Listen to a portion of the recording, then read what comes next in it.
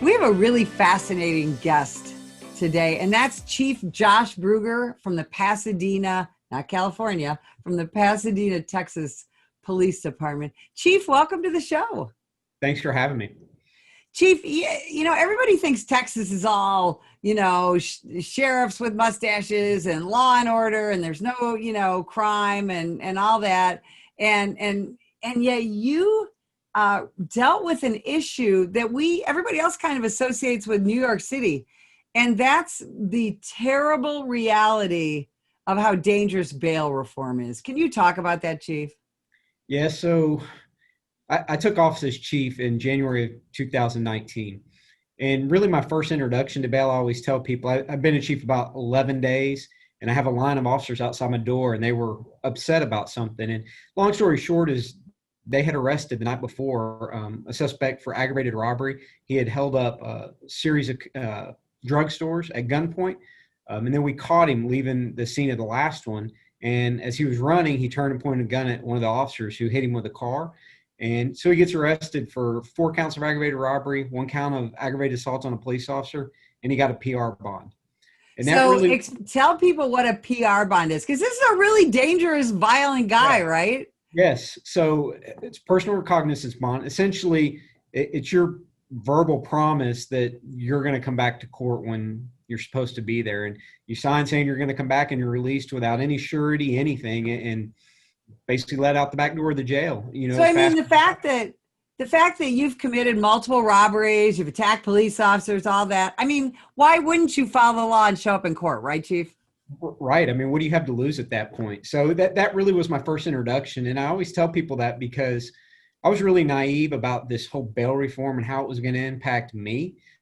And so if here I am, a police chief that's really ignorant at the time, to be honest with you, about really how this was going to impact me. I just imagine with the rest of the public, they have no idea what's going on right underneath their noses. So this dangerous, violent felon gets out on his own signature, and you guys just sort of have to hope he doesn't reoffend, right? But that's not what happened.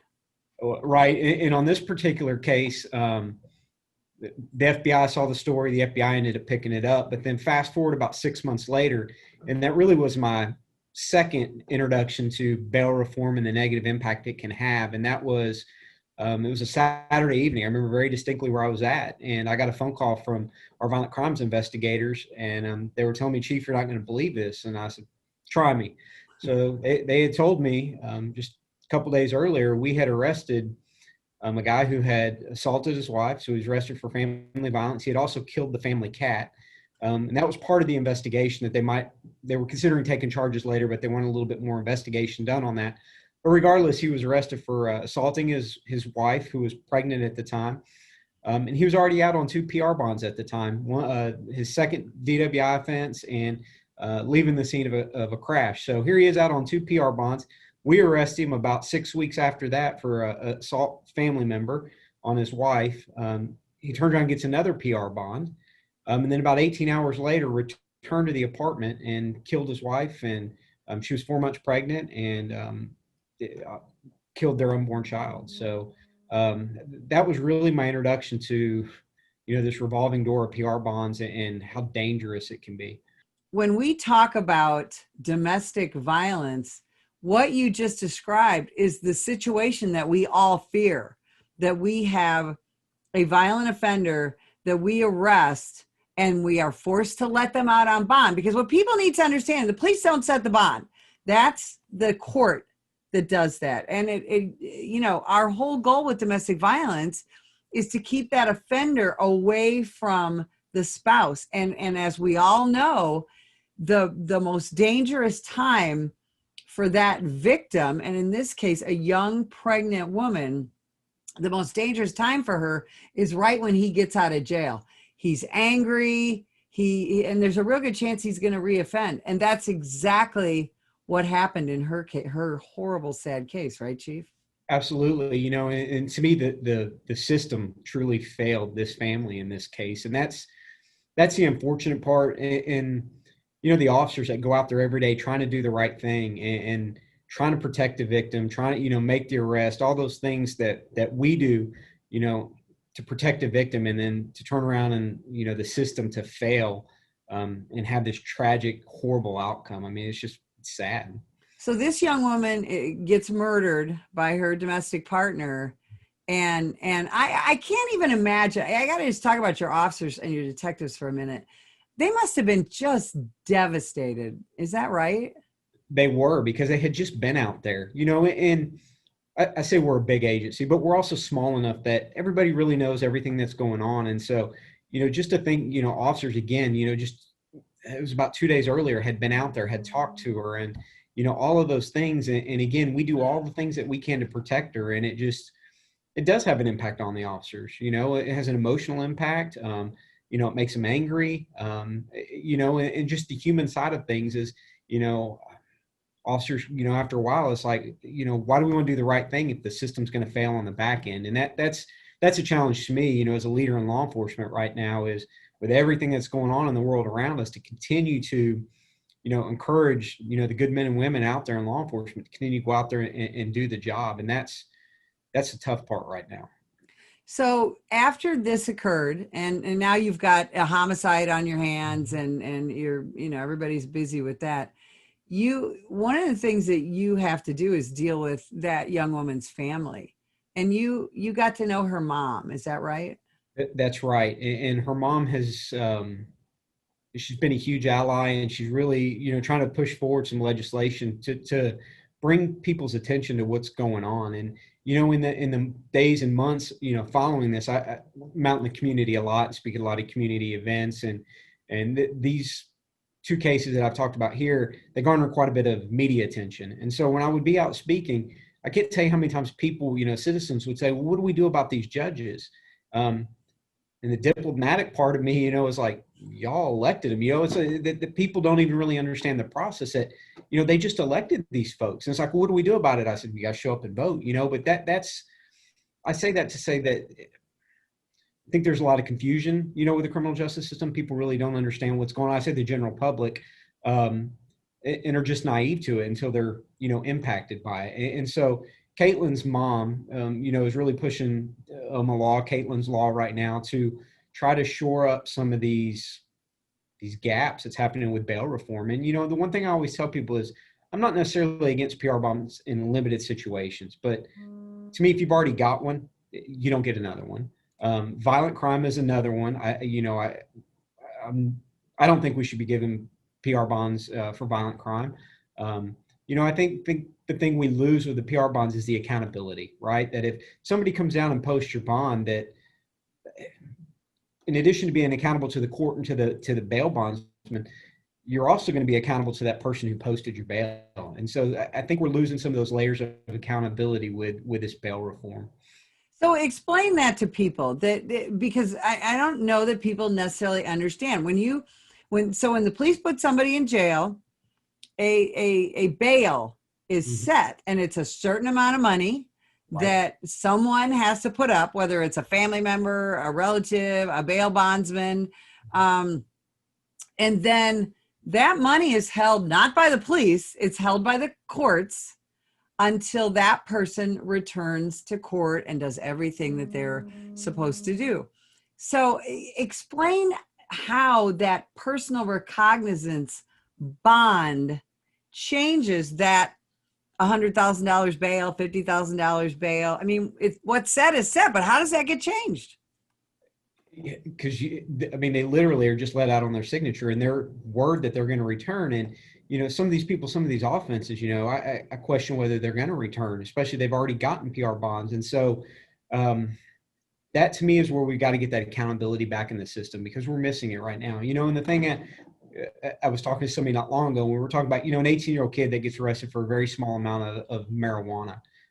You know, when mom and dad go down there and they sign that bail, you know, or sign that, you know, with the bail bondsman, and they put up the, you know, 50, $100, and the bail bondsman puts up the rest of it, you still have that accountability that they now have to answer to their parents. And, you know, when their parents have put that money up in this situation I just given you, mom and dad are going to make sure that, you know, the 18-year-old kid gets to court. Whereas if the kid's just signing and walking out the door, again, I think you're losing a layer of, you know, just that accountability from friends, family members, whoever is helping. And so, I think you're less accountable in that situation. After her murder, were your officers and your investigators able to successfully investigate that crime? They were. In the tragic part of it is he actually called 911 after he killed her, and told the 911 operator that he had killed her. And so the responding officers got there, and he came out of the apartment, was covered in blood, and he made some statements, to the effect that if, because obviously they were having marital problems, that if he couldn't raise the child, that nobody was going to. And like I said, he had stabbed her over 20 times. So it was a violent, brutal murder. But he was charged with capital murder, and he's still sitting in jail, awaiting disposition on that. And the ironic thing in this bail reform here in Harris County is relatively new, and so there's a lot of stat keeping and a lot of data collection that's going on. So the I guess the interesting thing, if you will, is so he's charged with capital murder and he was held on no bond on that. They reinstated his PR bonds on the assault family member, the DWI, and the fail to stop and give information. So I can't help but think that that's to make it look like there isn't, bond forfeitures on those cases. So it's, I think there's some, you have to be careful with stats and with data. And that's the one thing that I've realized in all of this is you can play games with numbers. And so you really have to, dive into the numbers when people are telling you that, it's been a success or it's been, a failure. Either way, you really got to look at the numbers and figure out what's going on with them. I would imagine that your citizens were outraged by this situation. Is that true? Yeah, they were. And, I think that's the interesting thing about this is, unfortunately, we live in a very political country right now, very divided. I always, it's very binary, you're either here or here, and there is nobody in the middle. And the one thing I found when I was out in the community, in the days and months after this is there was, I would say, an overwhelming outrage in our community. Didn't matter if they're rich, poor, white, black, Hispanic. It was a cross section of folks that were appalled, offended at what had happened. And we have a very active department social media page and our Facebook page, and we had posted about this story right after it happened. And the ironic thing is we had people that got on there and self-identified as, I've been in prison before, I've been in jail before, and this is crazy that these people are getting PR bonds. I never got that. And so you have people that have been through the system that, even were offended that this was going on. So again, I think that's the unique thing is everybody wants to be safe. Again, no matter where you're at in the, in the socioeconomic scale, whatever race you are, people want to be safe. Well, and quite frankly, the people who are in the poorest of the poor communities, they tend to be the most vulnerable to the criminals. And that's why now, we've been hearing at first we heard the abolish the police movement, immediately post George Floyd in Minneapolis. That has kind of transitioned now into the defund the police movement. And yet the Rasmussen polling organization just came out with a poll that said 66% of adults in this country, voters, absolutely oppose reducing the funding of any of their police departments. That's up 59% from the same poll they did in June. People are starting to realize that defunding the police is not such a great idea. What are you seeing and hearing in your community, Chief? So we have a very supportive community, but we have neighboring agencies that aren't so lucky. And, like you just said, I think that the thing to me that's the most sad about all this is the communities that are going to suffer are those ones that need us the most. And the ones that already, oftentimes the minority communities, the impoverished, parts of the community, that the defund talk, those are the ones that are going to end up suffering. And so those communities that are already having, oftentimes crime problems and other problems that they're only going to get worse through defunding. They're not going to get better. And so that's the unfortunate part. As somebody told me the other day, they said, the affluent, suburban communities, if they defund the police, they've got the money, to private security, those types of things where, the inner city often doesn't have that. And so again, they're just going to be victimized even more. And that's what scares me. Well, and I think for a department like yours, very similar to the department I worked on, I'm guessing you have a lot of community policing programs, officers in the schools. I mean, you get out there with your community, even you, and you're the chief. If your budget was slashed, what would happen to those community policing programs, Chief?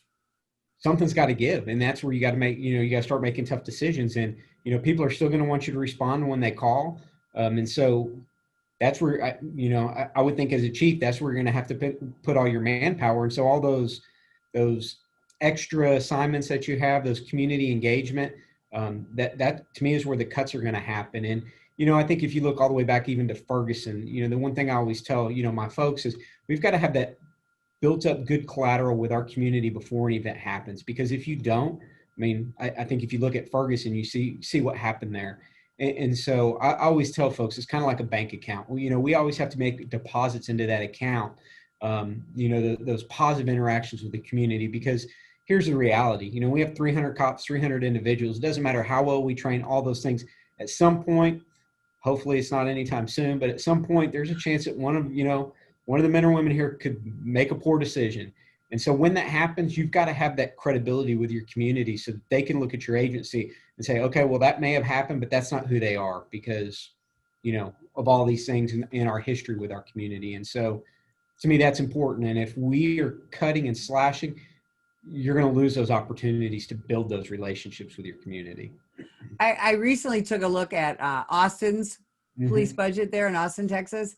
And they have, their city council has done some voting to slash their budget. And when I looked at the programs that are going to be cut, it's almost entirely community policing programs. And yet when we hear that term, police reform, or, we also hear reimagining the police. When we reimagine the police, we're talking about community policing, something that we've been doing in the United States since the 1970s, since I was a kid. And yet those programs are all going to go away if we don't have the funding for them. And that's what I really want people to understand. That's why the National Police Association, we're out there with PSAs and social media trying to get people to understand what defunding the police really means. It's not positive for anybody. And Chief, we were talking before we went on the air about some of the larger cities, like for example, Minneapolis. Their chief recently had to tell the members of the community and the businesses who are asking for help in some of these just decimated neighborhoods. The chief basically has to say, you know what? We just can't, we don't have the resources to help you. How, as a police leader, how heartbreaking would it be for you to have to tell your community something like that?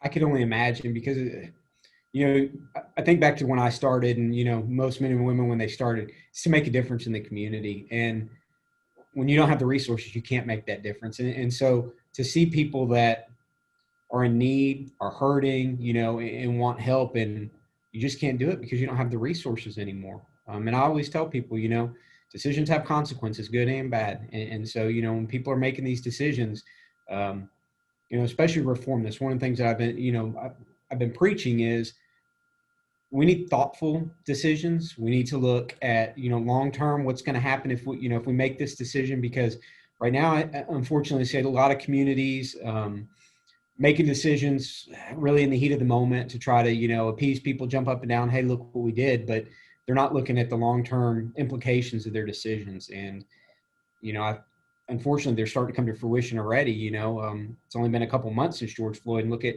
what's happened in Minneapolis in just that short amount of time. So, I hate to think, 6 more months, a year from now, what that's going to look like if they stay on the same course. Chief, how do you think police leaders around the nation can help hold the line on the defunding the police movement? What do we need to hear from our police leaders?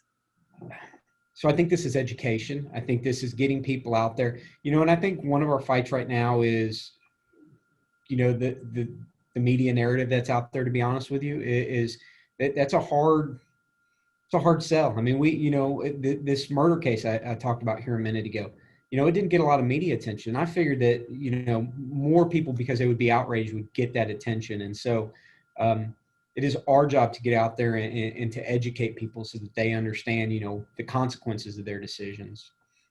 And gosh, that seems sad, right? Everybody loves to replay a salacious 5-second video of an officer involved shooting, but they don't want to hear about the murder of a young pregnant woman murdered by her own partner. Right. And the loss that her mom is experiencing is just unthinkable. But people, there's that reform the police movement that wants to paint us all as bad, as people who get up every morning and want to hunt down people of color and engage them in a deadly force confrontation. And that's just not the case. What is it that you guys are doing in Pasadena? How are you getting that community support? Because clearly you have it. That's it's really preaching to the line officers, and right now, I think the natural tendency for officers in a climate like this, even in a city like ours where we're supported by the police, is to turn inward, kind of circle the wagons inward. And that's really been my push is at a time like this, we cannot turn our back on our community. They have supported us through thick and thin, good and bad, and we owe it to them to continue to give them the service that they deserve. And it's building those relationships, as I say, one contact at a time. I'm big on explaining reasons for stops, traffic stops. It's most people's interaction with the police, and taking it, take to that next level, explaining it to people, allowing people to be heard, all of those things that are really important for people to view your department as legitimate. And we have a lot of community-based programs. And so again, any opportunity we can to interact with our community outside of a law enforcement role, it just builds that relationship. And, I'm pretty proud of what we have here.